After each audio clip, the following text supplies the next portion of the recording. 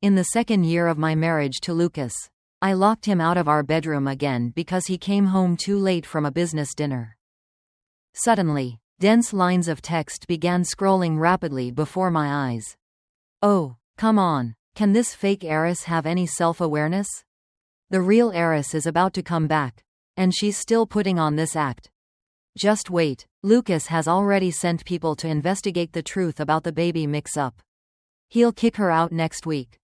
My fingertips trembled, and my phone slipped onto the carpet. From outside the door came Lucas's helpless voice. Helen, open the door. I brought you that almond milk tea from Hope Tea. I had locked myself in the bedroom, the light from my phone screen casting a sickly pallor on my face. Outside, Lucas was knocking.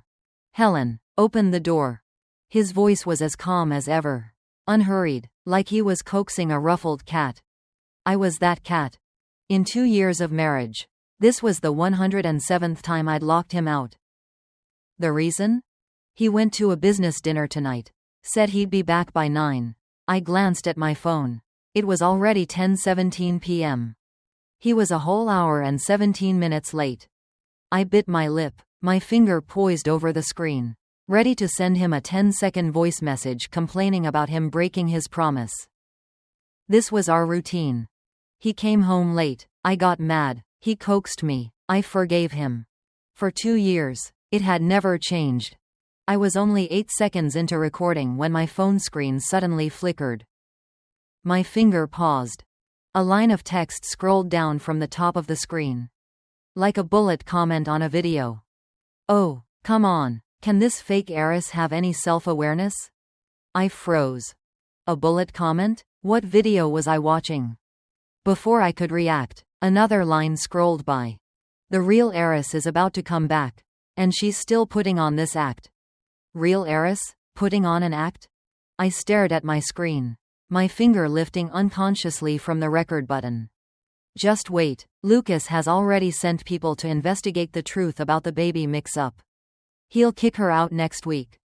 The phone slipped from my palm and landed on the bedroom carpet with a soft thud. I stared blankly at the carpet. It was from the first year of our marriage. Lucas had personally brought it back from abroad, saying he knew I'd like the color. I'd fussed, saying he shouldn't have carried such a heavy thing. He'd just said, as long as you like it. I'd thrown my arms around his neck and kissed him, telling him he was the best. He'd just smiled and ruffled my hair. Now, my phone lay on that very carpet, the screen still lit, the live comments still scrolling. The male lead finally came to his senses. This drama queen should have been thrown out ages ago. I feel so bad for the real heiress. Being switched for 20 years. Then coming home to deal with an imposter like this. What do you guys think Lucas will do to her? Give her some money and send her packing? I picked up my phone. My fingers were shaking. The live comments kept coming. Line after line. As if a crowd of people were live discussing my life. In the original story, after she gets kicked out, her life goes downhill. I think she ends up in a car accident later. Well, what can you do? She's not the real heiress. It's her fate to be a cannon fodder character. To be fair, she is a total drama queen. She creates a scene every single day. Only Lucas with his good temper could put up with her for 2 years. Cannon fodder. The word pierced my eyes like a needle. I opened my mouth to say something, but my throat felt stuffed with cotton.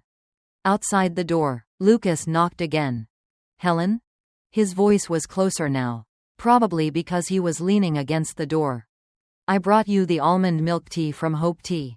It's still hot. If you don't open up, it'll get cold. Hope Tea's almond milk tea. My favorite shop. Every time I got mad, he'd buy this to make it up to me. I'd use it as an excuse to come out, sipping it and muttering that if he did it again, I wouldn't forgive him next time. He'd just smile and say, "When you're not mad, you're so clever, but as soon as you get angry, you forget that I don't even go to those dinners very often." Suddenly, I realized. His business dinner location was far from Hope Tea. A 40-minute drive, at least. Plus another 20 minutes to get home. So, he must have finished the dinner before 9? I gripped my phone tighter. My knuckles turning white. The live comments. This guy is something else. He's planning to kick her out. Yet he's still going to buy her almond milk tea? Maybe it's his last act of kindness? They are still husband and wife. After all. God, that's hilarious. Kindness? It's guilt. Plain and simple. The real heiress is coming back soon anyway. Guilt. Last act of kindness. I stared at the bedroom door. The doorknob caught the light from the hallway where he stood. For 2 years, every time I locked him out, he'd just stand there like this. Never rushing, never angry. He'd knock every now and then, say a few words, and wait for me to calm down and open the door myself. I'd thought he would spoil me like this forever. But now, the live comments told me. Next week, the real heiress would return. He would kick me out. I opened my mouth, but my voice was trapped in my throat. Outside the door, Lucas waited a few seconds, then spoke again. Helen, are you okay? I looked down at my clenched hands. I'd been spoiled and willful my whole life. After marrying him, I'd only become more so, spoiled to the point of arrogance by his indulgence. In 2 years of marriage, I had never worked a single day. I'd sleep until I naturally woke up, have afternoon tea with friends, and if Lucas wasn't home by evening, I'd get angry. If he was late, I'd get angry. If his business trip lasted more than 3 days, I'd still get angry. When we got married, he'd said, "From now on, you don't have to worry about anything. Just be happy." Seriously, if she had any self-awareness at all, she wouldn't have been such a drama queen for 2 years. Exactly. While the real heiress was suffering all those years, she was here making a mess and spending the Liu family's money. That's why she's getting kicked out. She had it coming. I closed my eyes. Outside, Lucas knocked again, this time a little quicker, a hint of concern in his voice. Helen, talk to me. I didn't move. He waited a few seconds. Then his voice lowered. Okay, I'm coming in. He had a key. But for 2 years, he'd never used it. He always waited for me to open the door. Click. The door opened. Lucas stood in the doorway, a bag of almond milk tea in one hand, his suit jacket draped over his arm, his shirt sleeves rolled up to his elbows. He looked at me, a slight furrow appearing between his brows. What's wrong? I looked at him, silent. He set the milk tea on the side table by the door, walked over, and reached out to touch my forehead. Are you sick? His palm was dry and warm against my skin. For 2 years, every time I was mad, he'd check my forehead first, worried I was sick and that was why I was in a bad mood. I pouted, pushing his hand away. You're so annoying. I'm not a kid. He gave a doting smile. With me, you are a kid. But now. I glanced at my phone on the floor.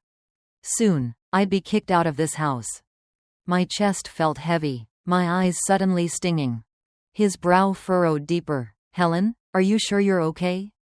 I tilted my head back a little, dodging his hand. He paused, his hand hovering in the air for a moment before he slowly lowered it. The almond milk tea is getting cold.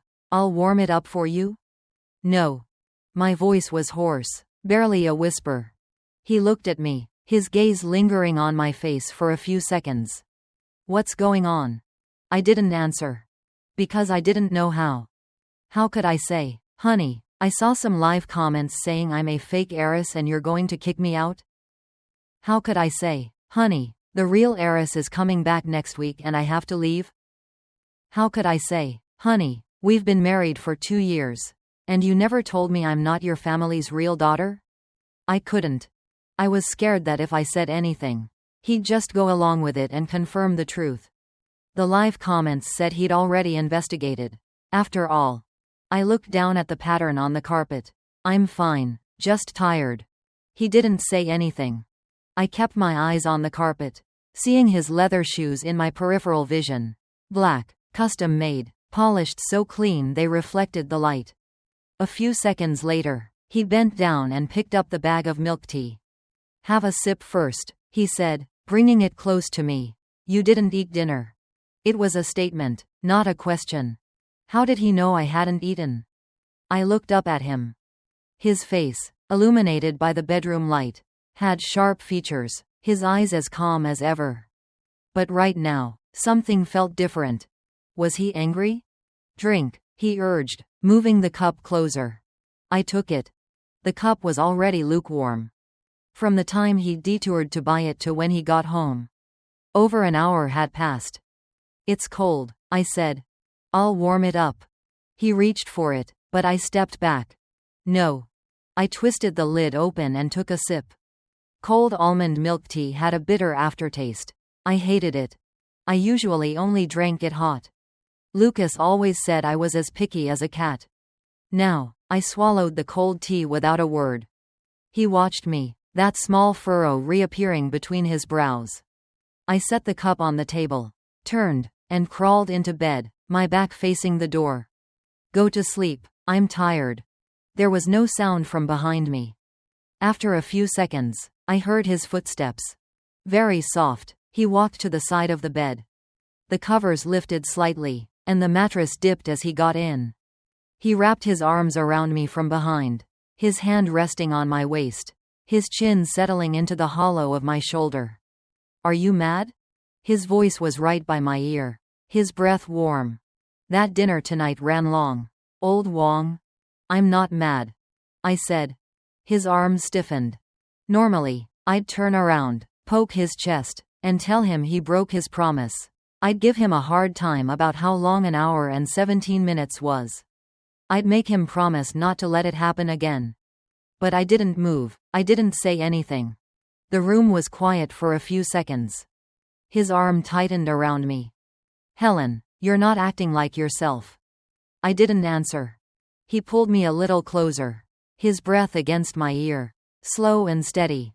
Tell me what's going on. My eyes stung. He was always so gentle. But soon, he wouldn't be mine anymore. He'd be caring for another woman. It's nothing, I whispered. I'm just tired. He was silent for another few seconds. Then he let me go and got out of bed. Okay, get some rest. I heard him pick up the milk teacup and walk out. The door closed softly. The bedroom fell silent again. My phone screen lit up. I turned my head to look. She's not throwing a fit? That's not normal. She probably saw the live comments and got scared speechless. So when does she find out she's not the real daughter? In the original story, I think she doesn't know until after the real heiress returns. Soon. Then. Next week. Next week. I closed my eyes. The phone screen went dark, plunging the room into blackness. The live comments were gone, but the words still scrolled through my mind. Fake heiress. Kicked out. Car accident. I clutched the blanket. 2 years of marriage, and I'd never imagined I could be thrown out of this house. 7 days left. The next morning, I woke up early. A sliver of gray-blue light filtered through the curtains. It was still barely dawn. I lay on my side, staring blankly at that strip of light. Usually, I wouldn't even think about getting up before 10. Today, my eyes had opened before 5. The space behind me was empty. Lucas hadn't come to bed last night. I sat up, rubbing my neck. The bedroom door was slightly ajar, the hallway light still on. I got out of bed and pushed the door open. The living room was empty, but the door to his study was closed, a line of light shining from underneath. He was in there. I walked over, raised my hand to knock, then stopped. Through the door, I could hear a faint voice. He was on the phone. I stood there, my hand frozen in the air. Is the investigation clear yet? I caught those words, my hand trembling. Then I heard his footsteps approaching the door. I stepped back quickly, turning and hurrying back to the bedroom, quietly closing the door behind me. Back in bed, my heart was pounding. The live comments said he'd sent people to investigate the baby mix-up. Had he been working on that last night? Was someone reporting the results to him this morning? I gripped the blanket, my fingertips turning cold. Half an hour later, I heard the bedroom door push open. I kept my eyes closed. Lucas walked over and stood by the bed for a few seconds. I could feel his gaze on my face, lingering. Then he leaned down, gently smoothing the edge of the blanket. Helen, I'm going to work. His breath fanned my ear. A little ticklish. I didn't move. I didn't answer. He waited 2 seconds. Then his footsteps receded. The door clicked shut. I opened my eyes, staring at the ceiling. The sting behind my eyes was intense. I turned over and buried my face in the pillow. At 9:30 a.m., I got up. I walked out to an empty living room. Breakfast was set on the dining table. Millet congee, a fried egg, a few side dishes, and a warm glass of milk. All my favorites. The housekeeper, Aunt Lou, poked her head out from the kitchen. You're up? The master told me to make sure you ate before he left. Said you didn't have dinner last night. I hummed in response and sat down. The congee was still warm. The egg was perfectly cooked. The yolk runny. Aunt Lou was wiping down the counter, muttering to herself. He left really early today. Around 6. Said he had a meeting. He made me keep the congee warm so it wouldn't get cold when you woke up. I took a bite of the egg and said nothing. Oh, right. Aunt Lou finished wiping and suddenly remembered. He also said you should stay home today. Someone's coming by with something this afternoon. My chopsticks paused.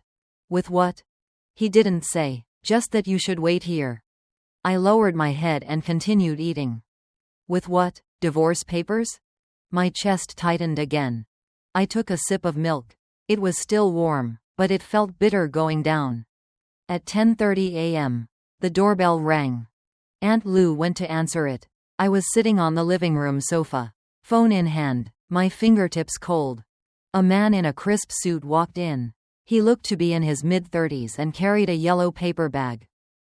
Mrs. Lou, he nodded at me. Mr. Lou asked me to bring this to you. He set the bag on the coffee table. I stared at it, not reaching for it.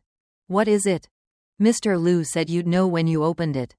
I looked up at him. He looked back with a standard professional smile, revealing nothing. Where is he?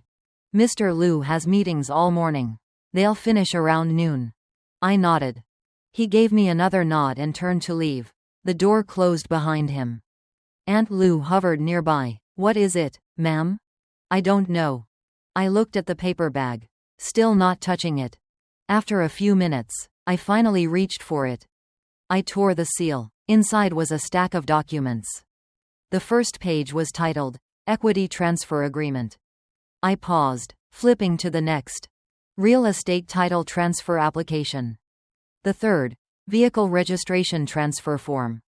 The fourth was a handwritten letter. I recognized the handwriting. It was Lucas's S. The note was short. Helen. The shares, properties, and cars are now transferred to your name. I've been meaning to do this for a while. Just sign these and give them to Aunt Lou. I'll take care of the rest this afternoon. Still mad about me coming home late? Let's have dinner tonight. You pick the place. I stared at the letter for a long time. He transferred everything to me? The live comments said he would kick me out next week. And now he was transferring all his assets to me? This didn't make sense. Not at all. I flipped back through the pages. Looking closer. 15% of Lou Group's shares. The properties included our current house, a villa, and 2 apartments. The cars included his Maybach and my Mini Cooper. I gripped the papers, my knuckles white. Was this his way of compensating me? Preparing to throw me out? Even though I'd been expecting it, the moment it felt real. The pain was unbearable. My chest felt crushed by a heavy stone, making it hard to breathe. Aunt Lou was watching me with concern. Ma'am, are you all right? I looked up at her. Her face was full of worry. Aunt Lou, has the master mentioned anything lately? Anything about what? I mean, I didn't know how to phrase it. Has he said anything about someone coming back?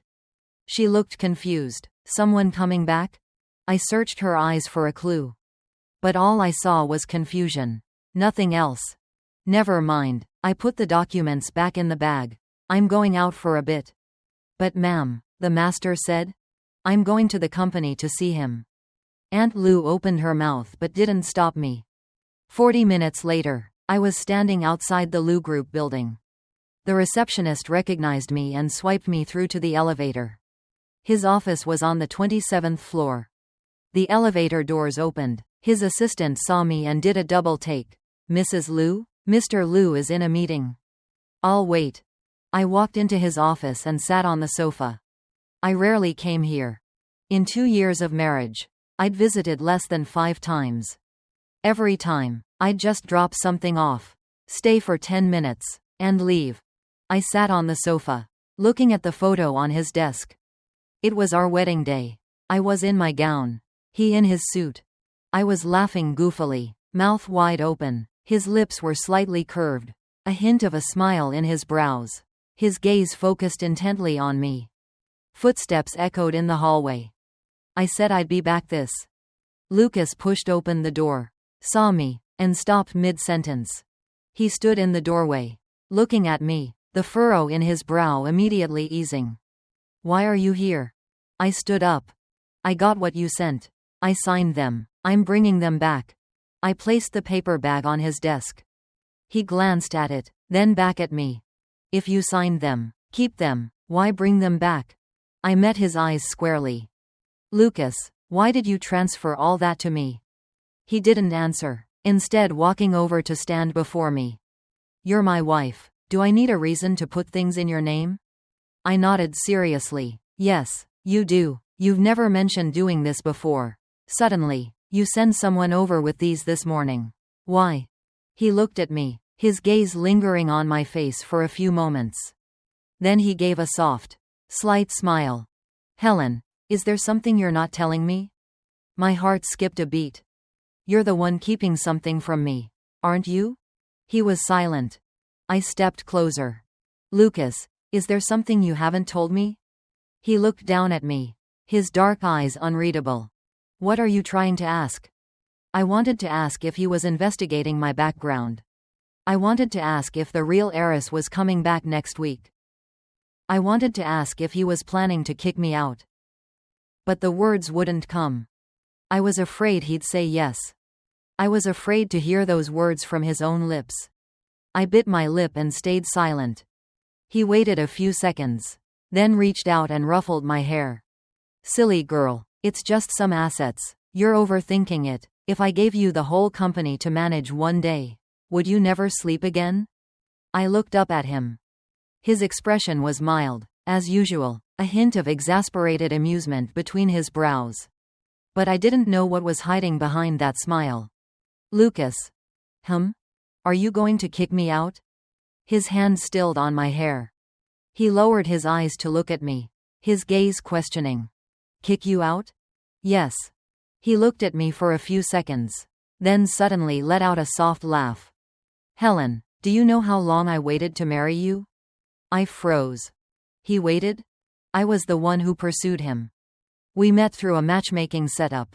I fell for him the moment I saw him. I chased him for 3 months before he finally said yes. How was that him waiting for me? "What are you talking about?" He didn't answer, just ruffled my hair again. "Don't overthink it. What do you want for dinner? I'll make a reservation." "Lucas, what did you just say?" He pulled his hand back and walked towards his desk. I said, "Don't overthink it." "No, before that." He sat in his office chair, picking up the stack of documents to look through them. "Did you sign them?" I followed him, refusing to let it go. "No, answer me first." He looked up at me. Across his desk, his eyes in the light from the window seemed unfathomably deep. "Helen, there are some things I'll tell you later. Now isn't the time." I clenched my fists. "Later?" When was later? After I got kicked out next week? I didn't sign the documents that day.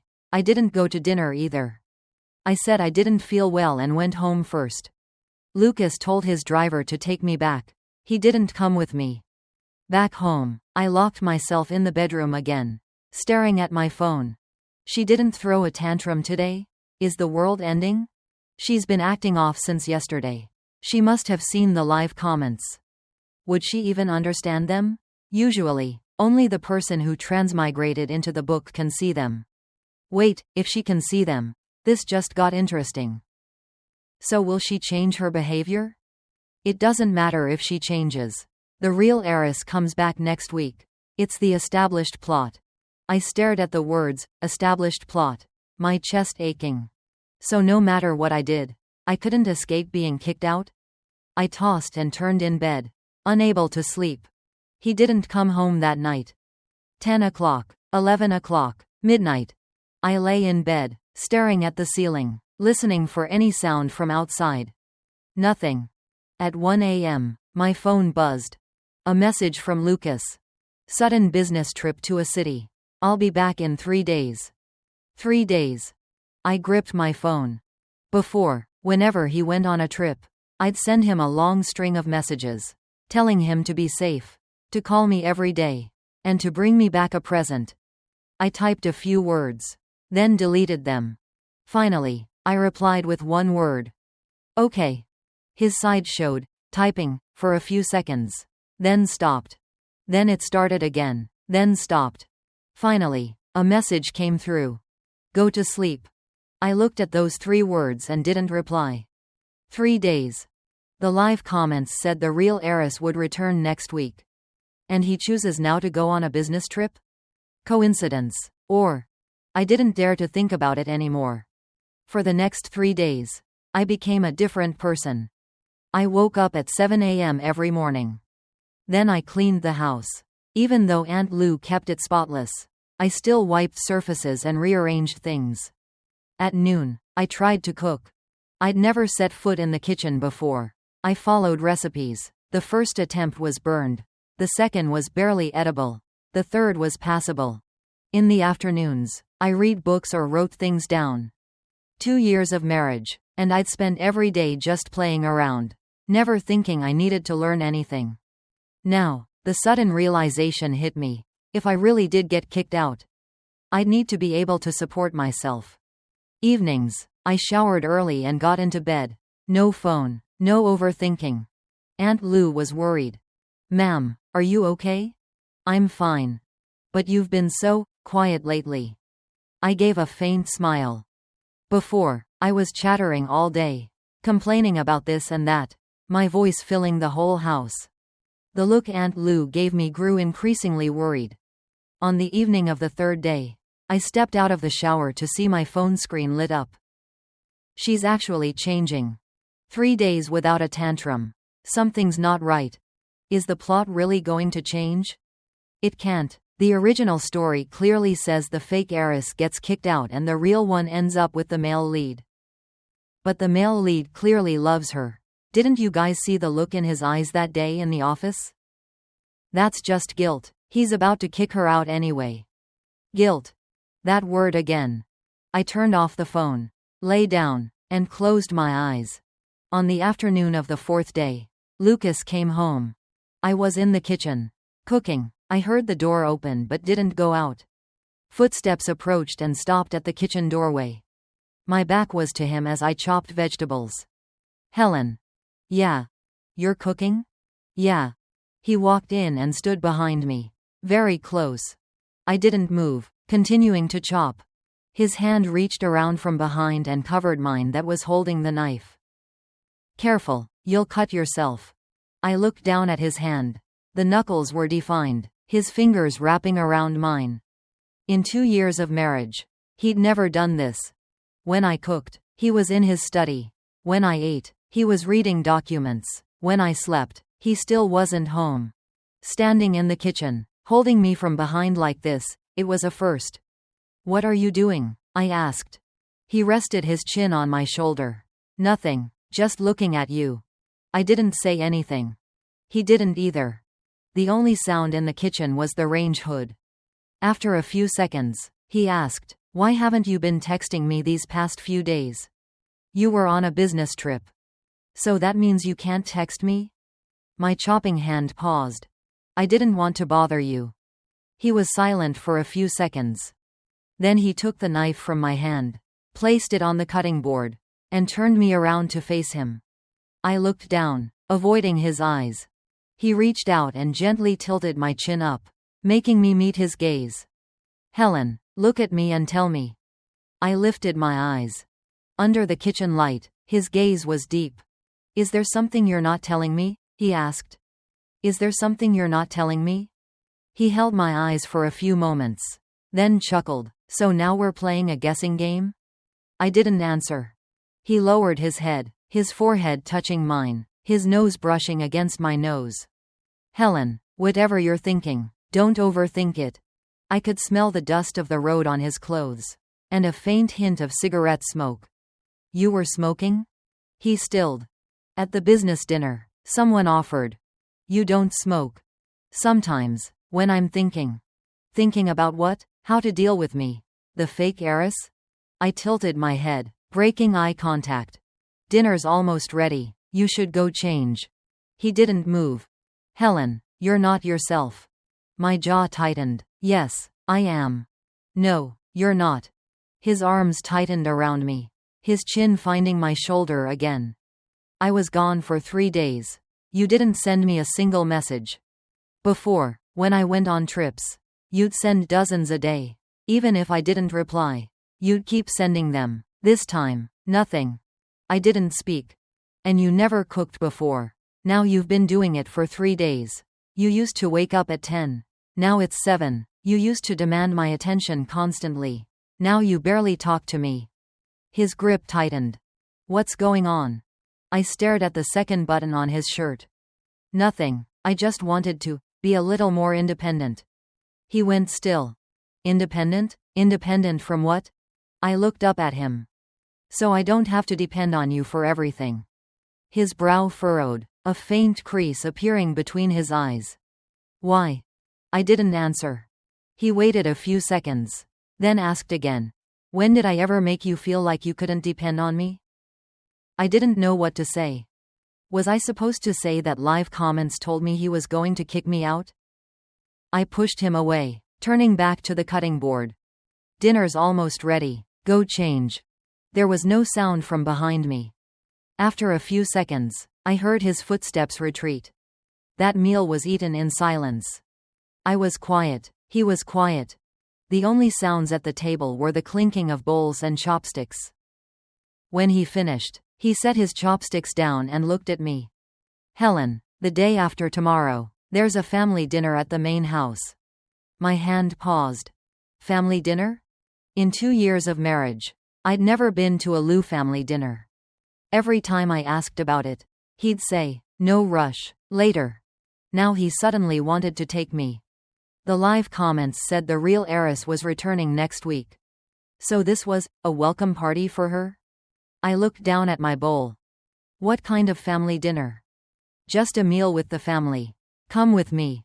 Me? Yes. I looked up at him. His expression was mild, giving nothing away. Why the sudden invitation? He looked at me for a moment. You're my wife. If not you, who else would I bring? I opened my mouth, but no words came. Oh my God, a family dinner? This wasn't in the original plot. Is this the party for the real heiress's return? In the original, the fake one didn't go. The male lead is taking her? What does that mean? Is the plot really changing? I gripped my chopsticks. Family dinner. The real heiress. Next week. The day after tomorrow, everything would be revealed. The day of the family dinner. I wore a simple black dress. Lucas paused when he saw me. Why black? Does it not look good? No, it's just simple. I looked down at myself, then at him. He didn't say anything else, just handed me a coat. We arrived at the old Lou family mansion as the sky was darkening. Cars were lined up outside, the house ablaze with light. I stood at the entrance, looking at the grand doors, my palms clammy. Lucas took my hand. Nervous? No. He glanced at me but said nothing, pulling me inside. The living room was crowded. Most of the Lou relatives were strangers to me. The few I'd met before, I couldn't remember. They saw me with mixed expressions. Some smiled and greeted me. Some pretended not to see me. Others let their eyes drift over me before looking away. I stood beside Lucas, quietly listening to the chatter. His mother walked over from the crowd. She was dressed in a deep purple kippah, her hair pinned up neatly, a polite smile on her face. Helen is here, she said, her eyes scanning my outfit. Why are you wearing black? It's bad luck. I froze for a moment. Lucas spoke up. I told her to wear it.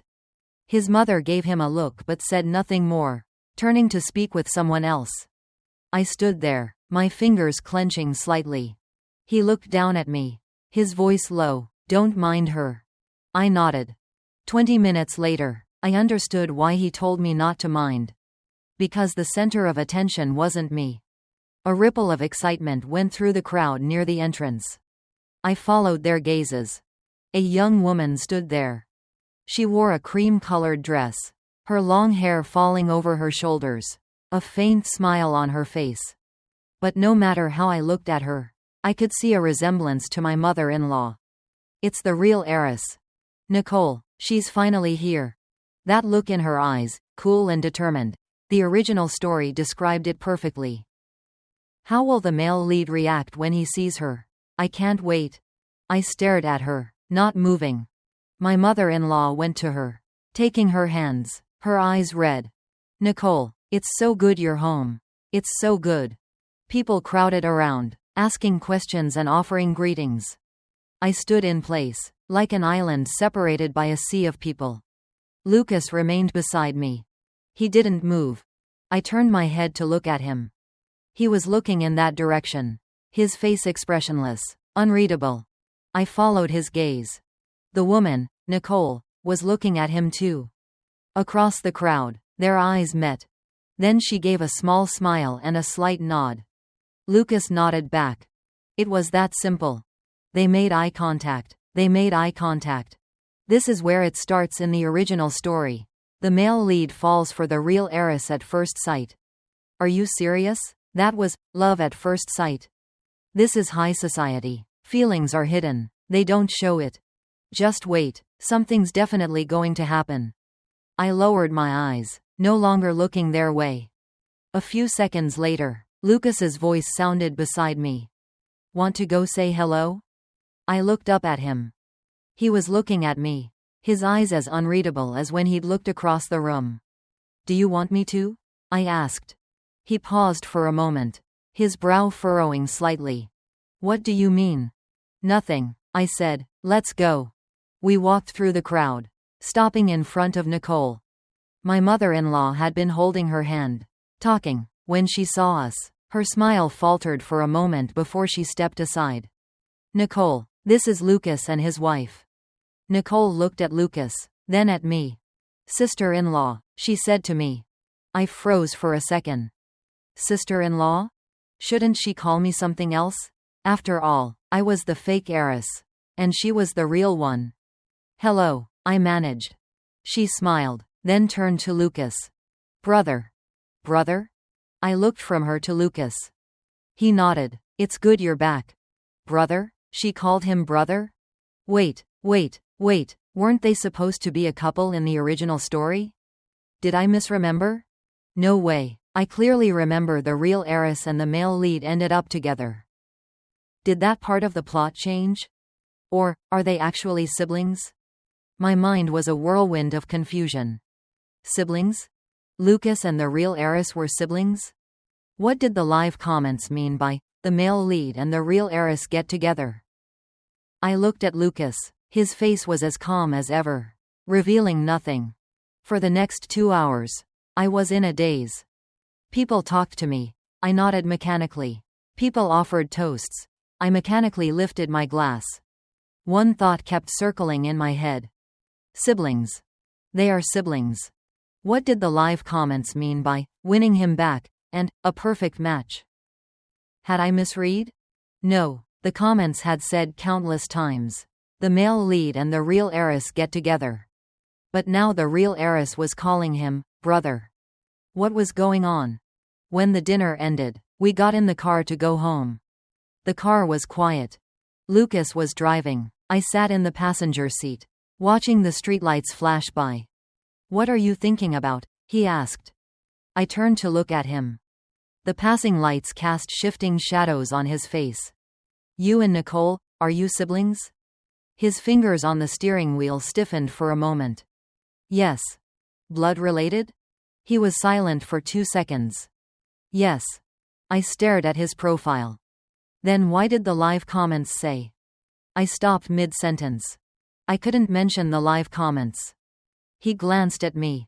Say what? I bit my lip, not answering. He pulled the car over to the side of the road and turned to look at me. Helen, you've been saying things I don't understand lately. What are live comments? I opened my mouth. There. I didn't know how to explain. He waited a few seconds, then reached out, gently cupping the back of my neck. Look at me. I lifted my eyes. His gaze in the dim car was profound. That night in the bedroom, what did you see? I stared into his eyes, my heart pounding. Tell him? Don't tell him? If he knew I saw those comments, what would he think? Would he think I was crazy? But if I didn't say anything, I'd never get answers. I took a deep breath. Lucas, do you believe in something like that? Like what? I mean, I tried to find the words. Something that can tell you what's going to happen in the future? His brow furrowed. What? I told him everything I'd seen over the past few days. I see things, words, on my phone screen, like live comments on a video. They told me I'm a fake heiress. That you're not my real husband. That you'd end up with the real heiress. That I'd get kicked out. And then die in a car accident. The car was silent for a few seconds. Lucas looked at me, then suddenly smiled. Helen, do you know how long I've been waiting to hear you say that? I was stunned. What? He let go of my neck, sighing. Those live comments you saw, they're not wrong. My heart sank. You are the fake heiress. I clenched my fingers. Nicole and I are biological siblings. I closed my eyes. But. He spoke again. I opened my eyes. He was looking at me, and in his eyes was something I'd never seen before. Now you have me, Helen. I've been waiting for you for 15 years. My mouth fell open, no words coming out. 15 years? I'm only 25. He reached into the car's glove compartment and pulled out a yellow paper bag. Handing it to me. Look. I took it and opened it. Inside was a stack of photos. The top one showed a boy of about 10, standing in front of an orphanage gate, wearing a faded uniform. Next to him was a much smaller girl with 2 pigtails, grinning goofily. That little girl was me. I recognized the dress. It was the standard orphanage issue. I immediately looked up at him. You? I'm 5 years older than you. When you arrived at the orphanage, I'd already been there for 3 years. You were 3. I was 8. You used to follow me around every day, calling me, Brother Lucas. I stared at the photo, my fingers trembling. Then you were adopted. You were 5. I was 10. The day you left, I hid in a corner and cried all day. I looked up at him. His face, under the streetlights, looked unfamiliar for the first time. I looked for you for years. After you were adopted, your name was changed to Helen. I couldn't find you. Then the Liu family found me. They said I was their long-lost son. When I came back here, the first thing I did was hire people to find you. His fingers lightly brushed my cheek. I searched for 10 years. Finally, I found you, but you didn't remember me anymore. I opened my mouth to say something, but my throat was tight. That matchmaking setup was my doing. You pursued me for 3 months. But really, I'd been pursuing you for 20 years. I stared into his eyes, something shifting in my chest. Then why didn't you tell me? He smiled, a little helplessly. I was waiting for you to remember on your own. But you didn't remember anything. You just kept causing trouble. I bit my lip. And Nicole. She's my biological sister. We only found each other recently. I was stunned. She recognized you? She remembers you. The little girl with pigtails named Helen. My mind was spinning. The live comments said the real heiress would end up with him. But they were siblings. They said I'd be kicked out. But he'd looked for me for 20 years. They said I'd die in a car accident. So those live comments, they were lies? He was silent for a few seconds. Not necessarily lies. Maybe that's a different timeline. One where I wasn't there. What do you mean? He looked at me. If I hadn't found you. If you hadn't married me. After your adoptive family found out you weren't their real daughter. You might have been rejected. You might have married someone else. You might have had that accident. He took my hand, holding it tightly. But none of that will happen. Because you have me. I stared at him, my eyes burning. So the asset transfers. I was scared you'd run away again. So I wanted you to have everything first. So even if you ran, you'd have to take my money with you. My nose stung, tears threatening to spill. Why didn't you tell me all this sooner? He reached up to wipe my eye. Would you have believed me? You'd probably think I was making up a story to get you to forgive me. I sniffled. So all this time, you indulging me, putting up with my tantrums? He smiled. It's because you were always like this. Even as a kid, when you were 5, you'd follow me around every day, demanding I pick flowers for you, braid your hair, tell you stories. Even then, I thought, this kid is so annoying. But I could never bring myself to ignore you. The tears finally fell. He pulled me into his arms, his chin resting on my head. Helen, with me, you don't need to change. Throw your tantrums, make noise. I searched for you for 20 years. I didn't do it to make you well behaved. I buried my face in his chest and cried like a fool. Oh, my God. So the male lead was in love with the fake heiress all along? They were childhood sweethearts. Original story fans are crying. This rewrite is so moving. Sob, sob, sob. Searching for 20 years. What kind of fairy tale love is this? So those earlier live comments were just scaring her? No, that was a different timeline. One where the male lead didn't find her. In this timeline, because he did, she won't die. I'm crying. He's just so good. I looked up at him. The live comments said, "You're really amazing." He paused. What? I pointed at my phone. The live comments. They're calling this a fairy tale romance. He glanced at the phone. Then back at me. You can see them? Yeah. He thought for a moment. Then suddenly smiled. Then I'll try to give you fewer reasons to be mad. So they don't yell at me. I laughed, tears still on my face. He leaned down, kissing the tears away. Helen, this time, don't run. I threw my arms around his neck, smiling like an idiot. I won't. By the time we got home, it was almost midnight. I came out of the shower to find Lucas sitting on the edge of the bed, holding an old hair clip. It was pink plastic, with a small rabbit that was missing one ear. This was yours when you were little. The day you left, it fell under your pillow. I took it from him, looking at the one-eared rabbit. A hazy memory surfaced from when I was 5. In the orphanage courtyard, a boy squatting on the ground, braiding my hair. He wasn't very good at it. I said, "Brother Lucas, that's not pretty." He said, "Do it yourself." Then, I said, "I don't know how." He said, "Okay, I'll try again." In the sunlight, he clumsily divided my hair into 3 sections, twisting them over and over. I'd held this little rabbit clip, waiting for him to finish. That was 20 years ago. How did you keep it all this time? He reached out, took the clip back, and placed it on the nightstand. I was afraid one day you'd come back and not find it. So I kept it. My nose stung again. Lucas, how did you live all those years? He didn't answer. He just pulled me down onto the bed with him, holding me close. I went to work, I ate, and I looked for you. I rested my head on his chest, listening to his heartbeat. How long did you look? A little bit every day. I had people search records, adoption files, your name change. It took 10 years. I closed my eyes. Why didn't you give up? His heartbeat stuttered for a moment. Then he chuckled softly. When you were 5, you had a fever once. I carried you on my back to the infirmary.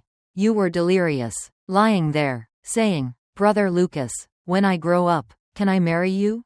I froze. I said that? You did. I remembered it for 20 years. I looked up at him.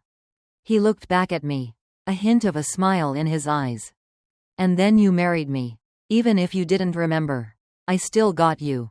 I buried my face back in his chest. So from now on, should I stop causing trouble? His hand gently patted my back. You can still cause trouble. But you said it was annoying. It is annoying, but if you didn't, you wouldn't be you. I stayed in his arms for a long time without speaking. After a while, I heard his breathing even out. He was asleep. I looked up at his face. Asleep. He looked younger, his brow relaxed. I watched him for a long time. Then I leaned up and pressed a soft kiss to the corner of his mouth. His lashes fluttered. I snuggled back into his arms, closing my eyes. My phone screen lit up. This guy is so calculating. I bet he's pretending to be asleep. Sob, sob, sob. She kissed him. So sweet, so sweet, so sweet. So is this a happy ending? Looks like it. Real Heiress is the sister. Fake Heiress is the childhood sweetheart. It all came full circle. Original story fans, can I just say, I accept this rewrite. Wait, is there more? I don't know, but I want to see more sweetness. I smiled softly and turned off the phone. Moonlight streamed through the gap in the curtains, falling on the one-eared rabbit clip on the nightstand. 20 years ago, I'd dropped it under my pillow. 20 years later, it was still with him. I tightened my arms around his waist and closed my eyes. This time, I wouldn't lose it again. When I woke up the next morning, he was gone. I sat up, rubbing my eyes. A sticky note was on the nightstand. Gone to work. Breakfast is on the table. Let me know what you want for dinner. I looked at the note and smiled.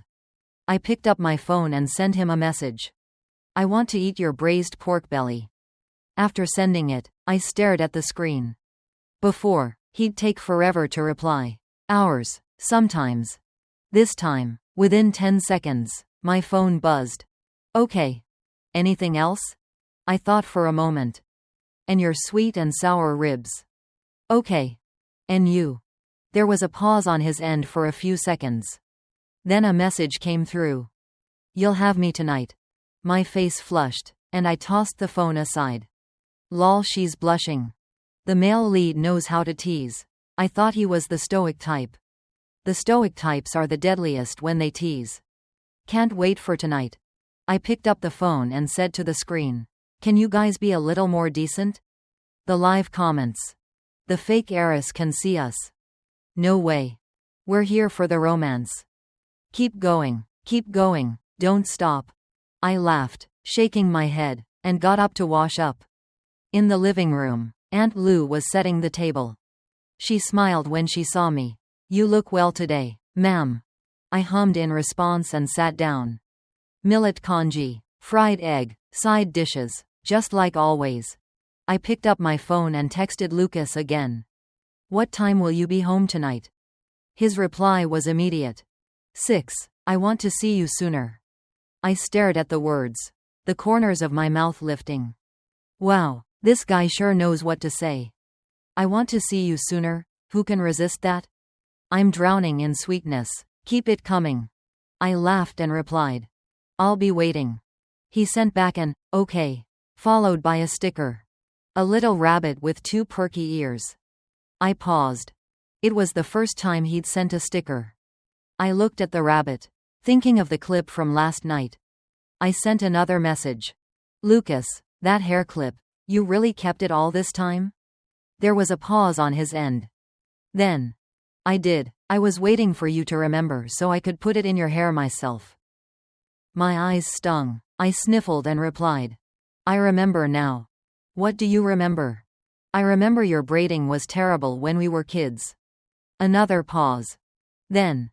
Can you remember something nicer? I burst out laughing. I remember the nice things too. Like what?